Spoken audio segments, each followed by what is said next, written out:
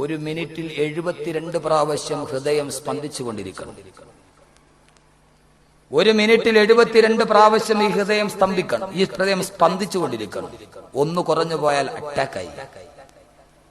എങ്ങനെയാണ് ഈ ഹൃദയം ഇങ്ങനെ സ്പന്ദിച്ചുകൊണ്ടിരിക്കുകയാണ്?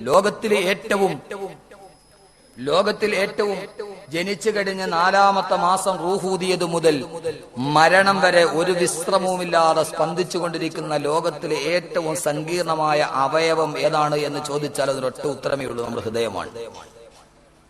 ഇത്രയേറെ വർക്ക് ചെയ്യുന്നു. വീട്ടിലൊരു മോട്ടോർ വാങ്ങിച്ചാൽ എത്ര നാൾ കറങ്ങും? കുറച്ചു കഴിഞ്ഞാൽ അറ്റ്ലീസ്റ്റ് ഓയിലെങ്കിലും മാറ്റി കൊടുക്കണ്ടേ?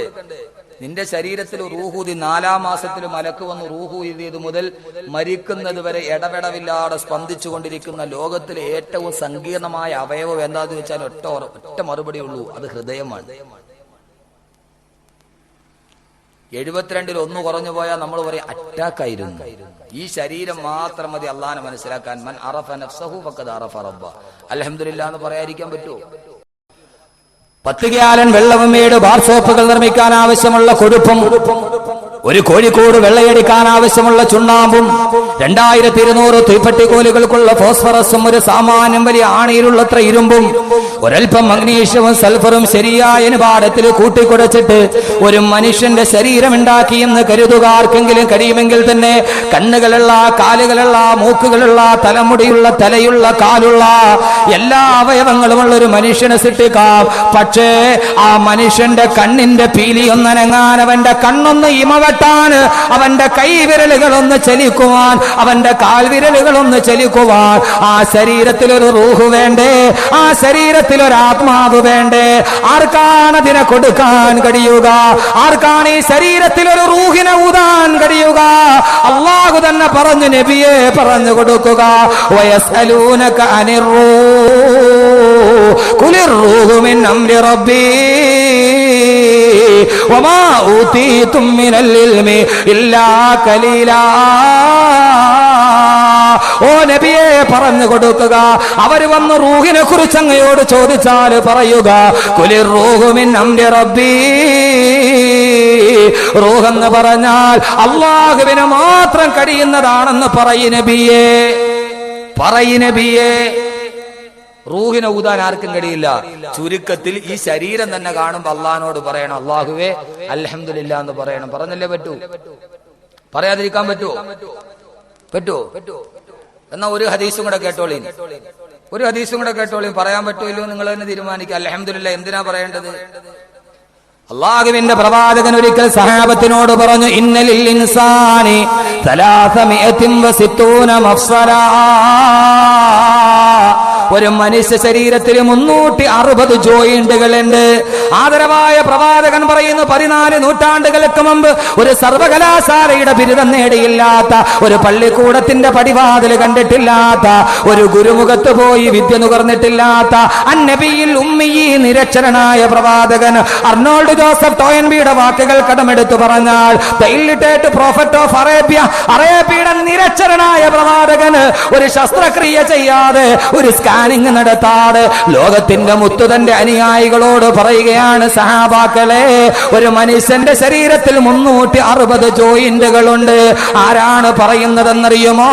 നബിയുൽ ഹറമൈൻ സയ്യിദുൽ കൗനൈൻ വസീലത്തുനാ ഫിദ്ദാറൈൻ നബി മുഹമ്മദുർ റസൂലുള്ളാഹ്. അള്ളാന്റെ പ്രവാചകൻ പറഞ്ഞു 360 ജോയിന്റുകളുണ്ട് മനുഷ്യ ശരീരത്തില്.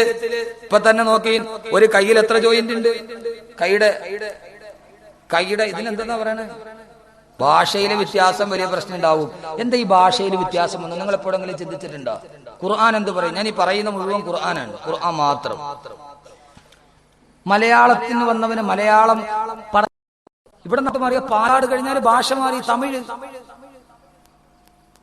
തമിഴൻ എത്ര പാടുപെട്ട് മലയാളം പറയാൻ വേണ്ടി ശ്രമിച്ചാലും പറ്റൂല. 20 വർഷം കേരളത്തിൽ താമസിച്ചവനോട് വാഴപ്പഴം എന്ന് പറയാൻ അവന് പറ്റില്ല, വാളപ്പഴം എന്ന് തന്നെ പറയും. വഴങ്ങില്ല. കർണാടകയിൽ ചെന്നാൽ ഭാഷ മാറി. കുറെ കഴിഞ്ഞാൽ ഉത്തർപ്രദേശിലോട്ട് പോയാൽ പിന്നെ ഉറുദുവായി. നമുക്കറിയോ ക്യാ കർത്താവെന്ന് വെച്ചാൽ അതാണ് വെയിൽ കൊണ്ട് കറുത്തു പോയതാന്ന് പറയും. കഴിയില്ല. ഭാഷകളിൽ വ്യത്യാസമുണ്ടാകുന്നു, നിറങ്ങളിൽ വ്യത്യാസമുണ്ടാകുന്നു. ഇന്ത്യയിൽ താമസിക്കുന്നവൻ ഇരുനിറം, അമേരിക്കയിൽ ജനിച്ചവന് വെളുത്ത നിറം, ദക്ഷിണാഫ്രിക്കയിൽ ജനിച്ചാൽ അവന് കറുത്ത നിറം. ആര് തീരുമാനിച്ചു ഇത്? ആരാണ് ഇങ്ങനെ തീരുമാനിച്ചത്? ഖുർആൻ നോക്കുക. അല്ലാഹു പറയുന്നു സൂറത്തുർ റൂമിൽ കാണാം, അല്ലാഹുവിന്റെ വലിയ ദിട്ടാന്തമാണ് ആകാശഭൂമികളുടെ സൃഷ്ടിപ്പ്.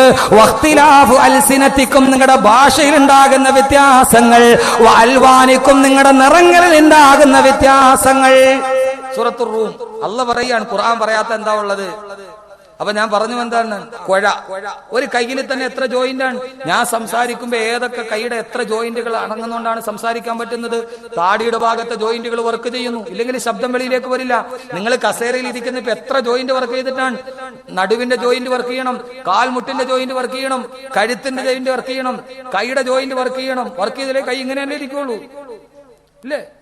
വർക്ക് ചെയ്തുകൊണ്ടല്ലേ ഇങ്ങനെ അടിക്കാനും ഇങ്ങനെ നിർത്താനും. ഈ വർക്ക് ചെയ്യാത്തൊരവസ്ഥയെ കുറിച്ച് നമ്മളൊന്ന് ആലോചിച്ച് നോക്കിയാൽ റോഡിലൂടെ നടക്കാൻ പറ്റുമോ? നടക്കാൻ പറ്റും. ഇങ്ങനെ തന്നെ ഇരിക്കുന്ന അവസ്ഥ. നിങ്ങൾ അൽഹംദുലില്ലാ പറയുന്നത് എന്തിനാ? ഞാൻ വളരെ സരളമായ ഭാഷയിൽ പറയാൻ. നമുക്കെങ്ങാനും നടുവൊന്നും മടക്കാൻ പറ്റാതെ വന്നിരുന്നെങ്കിലോ, മുട്ടൊന്നും മടക്കാൻ പറ്റാതെ എത്രയോ ആളുകൾ വയസ്സായി കഴിഞ്ഞാൽ. അള്ളാഹുവിന്റെ പ്രവാചകൻ പറഞ്ഞു, മനുഷ്യ ശരീരത്തിൽ 360 ജോയിന്റുകൾ ഉണ്ട്. ഓരോ ജോയിന്റുകളും വർക്ക് ചെയ്യുമ്പോ അതിന് അനുഗ്രഹം തന്ന അള്ളാഹുവിന് ആ അനുഗ്രഹത്തിന് പകരമായി ഓരോ ദീനാറുകൾ നിങ്ങൾ സദക്ക ചെയ്യണേ. നിങ്ങളുടെ 360 ജോയിന്റുകൾ നിങ്ങൾ ഉപയോഗപ്പെടുത്തുമ്പോ അള്ളാന്റെ റസൂല് പറഞ്ഞതാണ്, നിങ്ങൾ ഓരോ ജോയിന്റുകളും വർക്ക് ചെയ്യുമ്പോ അതിന് അവസരം തന്ന തമ്പുരാന് നന്ദിയായിട്ട് ഓരോ ദീനാറ് നിങ്ങൾ സദക്ക ചെയ്യണേ. ഇത് കേൾക്കേണ്ട താമസം എന്ന് പറഞ്ഞാൽ, ഞാൻ 2 മണിക്കൂർ സംസാരിക്കുമ്പോ എന്റെ കൈ ചലിക്കുന്നു, എന്റെ കാല് ചലിക്കുന്നു, എന്റെ നാവ് ചലിക്കുന്നു, എന്റെ താടിയെല്ലാം അനങ്ങുന്നു. ഓരോന്നിനും ഞാൻ ഓരോ സ്വർണ്ണ നാണയ സദക്ക ചെയ്താൽ 2 മണിക്കൂർ സംസാരിക്കുന്നവൻ എത്ര സദക്ക ചെയ്യേണ്ടി വരും?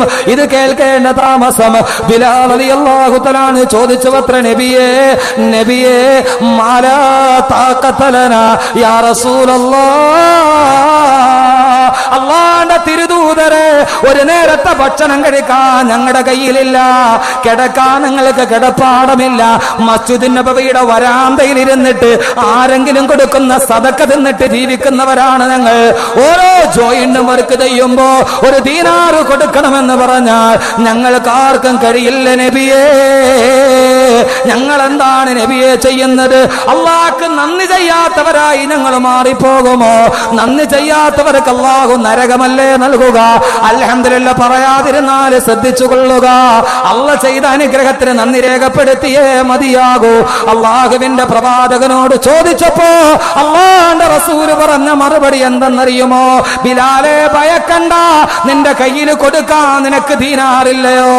വകുല്ലു തക്ബീറത്തുൻ സദഖ വകുല്ലു തഹ്ലീലത്തിൻ സദഖ വകുല്ലു തഹ്മീദത്തുൻ സദഖ. നിനക്ക് ദീനാറ് കൊടുക്കാൻ കഴിഞ്ഞില്ലെങ്കിൽ നിന്റെ ഒരു കൈയുടെ ജോയിന്റ് വർക്കാകുമ്പോ നീ നാവ് കൊണ്ട് പറഞ്ഞോ അൽഹംദുലില്ലാ